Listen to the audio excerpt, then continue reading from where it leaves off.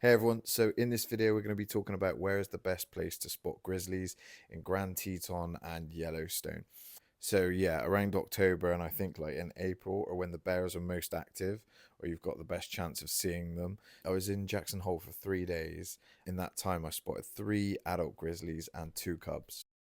So the 2 spots I kept hearing about were Lamar Valley and Hayden Valley, mainly down to the fact that they're big open spaces. So if anything is crossing the valley, you can see it from distance if you've got like a pair of binoculars or a camera with a good long lens on it. But where I had the most success was at Grand Teton.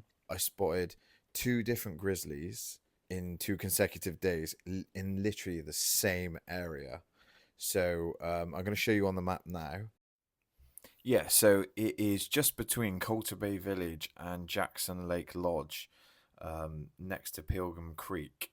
And it was just by chance I was driving through one day on the North Park Road, and that open space there on the right hand side, there were a lot of cars parked up, and then in the distance I could see a grizzly behind the tree, and then it just came closer and closer, and that was the first one. That was Fritter, and she lingered for about 4 hours and crossed the road and then disappeared into the trees.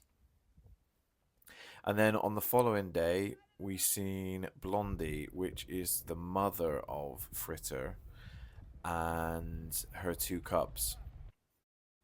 And same again, she sort of lingered around for a good couple of hours. Unfortunately, the footage that I have isn't that great because I didn't have a camera at the time, and I was just using like my iPhone 12 mini, and I didn't even know it had a 4K setting, so like the footage is really bad.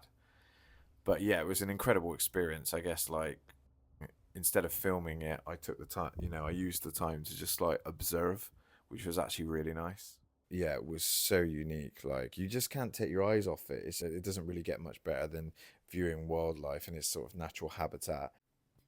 So I did see one other adult grizzly, which I assume was a male, but it was much larger than the other 2. That was in the north of Yellowstone, the northwest. I can't remember the exact location. It was very late. And as I was coming around the corner, the headlights were sort of like, as you're turning the corner, they're like sort of scanning the forest. And as I come round, like a grizzly's head just like popped out of the bush and like looked at the car, and it just like ran into the road. It moved onto the left hand side of the road and like ran up the hill, and I could sort of see it running through the trees in the dark. But also, yeah, I'll say like driving through the park at night, just like definitely drive slow because the amount of wildlife that is like wandering out in the road. But it's one of the experiences that I think everyone should experience, like seeing wildlife in its natural habitat like that, something like that.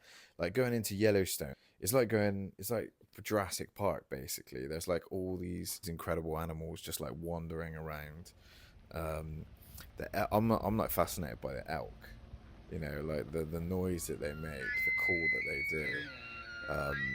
Yeah, it's insane, and it's just like wandering around like in the car park. It's insane. I absolutely loved it. Spotted a coyote as well. The only thing I didn't get to see was a pack of wolves, which was a bit disappointing, but it gives me something to look forward to next time.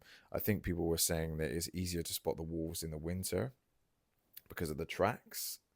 Um, but I know that parts of the park are not as accessible. So, yeah, I don't know how you would get out to some of these areas. But yeah, hopefully this video helped you. And if it did, don't forget to like and subscribe and get in the comment section, talk about your experience, because I love hearing about stories from doing trips like this. It's really fascinating to me. So, yeah, don't forget to like, subscribe, and I'll catch you next time.